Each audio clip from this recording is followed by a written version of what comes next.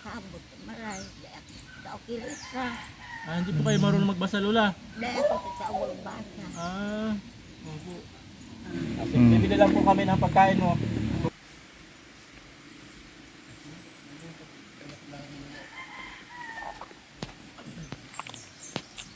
Nahihina na talaga si Lola. Dala daw natin mga kawail na karaan na mga groceries. 6 na araw pala nakalipas mula nung maubos. So nali tayo ng 1 linggo. Naubos na ng mga 1 linggo pala nakararaan. Sabi niya doon lang daw sa Nakaguro Ginhawa nung magdala tayo ng groceries sa kanya. Nakakaawa naman ano. So ngayon mag-grocery tayo uli para meron tayo ulit maibigay sa kanya.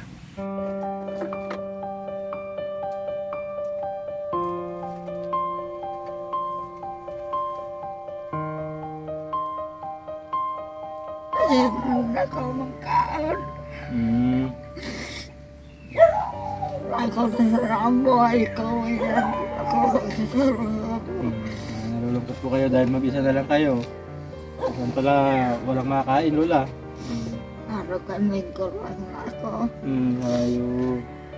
Nakakalungkot talaga, Lola, minsan pag tumatanda na at walang kasama. Nakapusin na sa ano.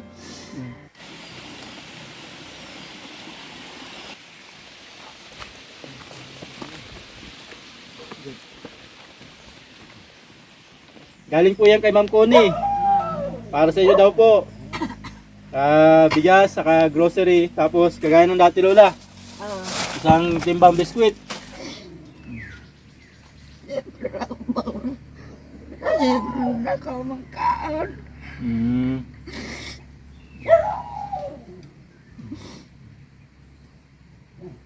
Sige lang ako sa Rambo ay ikaw yan. Ako sa Rambo.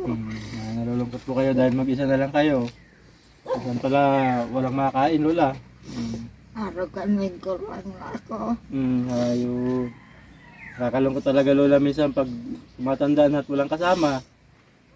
Kaya po, yung aming mga sponsor Nakapusin na sa ano. Pagkakalakit ako sa kuha ko. Ayun. Ayun ako. Hindi ako na. Opo. Yan ang ganyan kamukhasan ko na. Ayun. Hindi naman, Lola. Ito po, siguro po ay busy lang po yung mga kamag-anak nyo. Ay, mga kuya. Ay, ba madalas na, Lolo? Masal pati isa kuya. Masal po sa dagay. Madalas ba, Lola, nalulungkot kayo dito?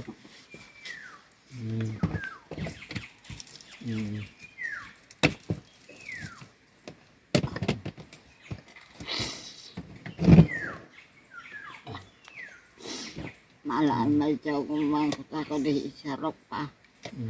Ang iliyan sila kami sa beses. Sila makikaya sa kuya. Nakikayan ako pa sa araw. Maluya na. Siguro naman, Lola, baka busy lang po sila. May kung saan nakakangkulo na. Yan. Kaya, Lola, yung aming sponsor, mahal na mahal kayo. Pinadalan po kayo ni Ma'am Connie. Ayan, may biscuit po, Lola, oh. Tikman mo ito, Lola.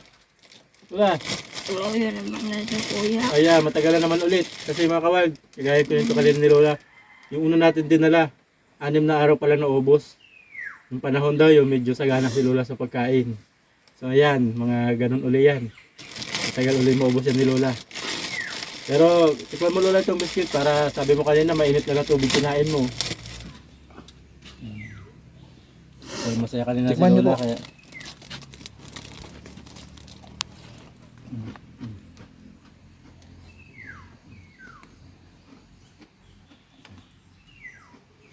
Nalulungkot si Lola kasi pakiramdam niya wala na rin siyang halaga. Pero, Lola, Walit mo ba yung mama ko yan?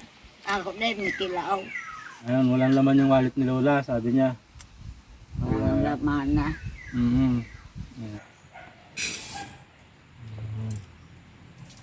Buti na lang yung tubig, Lola, nandyan lang. Kasi kung iigibin niya pa ay maghihirap siya lalo.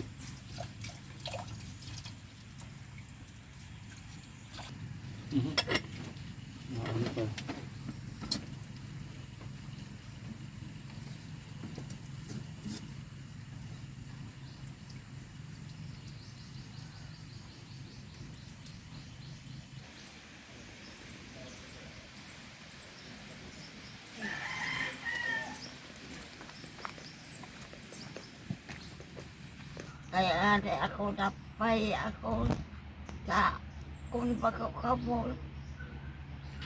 Di ako magkuyan, ahiringin ng maluyan ako kaya salamat sa inyo. Di ako nahirakan man nito. Siyempre ako iyon magpagkairak sa inyo. Karagbihan man sa kabong sa kuya. Salamat sa inyo. Iyan sinasabi ko sa inyo. Ako, nagurang ako, wala akong inadalan. Kaya kamo na sila magpasmisa sa kuya. Kami kauntakan ko. Salamat sa Diyos. Magkakahal sa inyo na. Igoro na isiyos akong maray. Sa akong maray na. Salamat sa Diyos. Sila mga kawad, bali si Lola kasi Bicol. Maraming salamat po Ma'am Connie, sa lahat po ng aming mga sponsor, sa lahat ng aming mga viewers. Dahil po sa inyo lahat, hindi po sa inyo po ipagtulong natin. Kaya maraming salamat din po sa inyo lahat. Oo.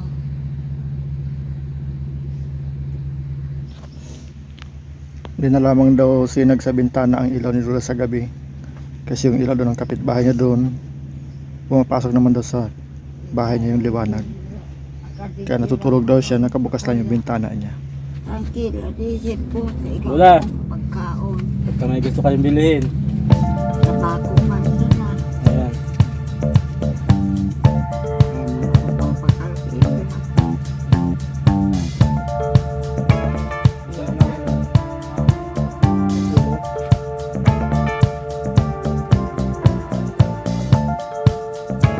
Tuloy na po kami, ingat ka po dyan Lola.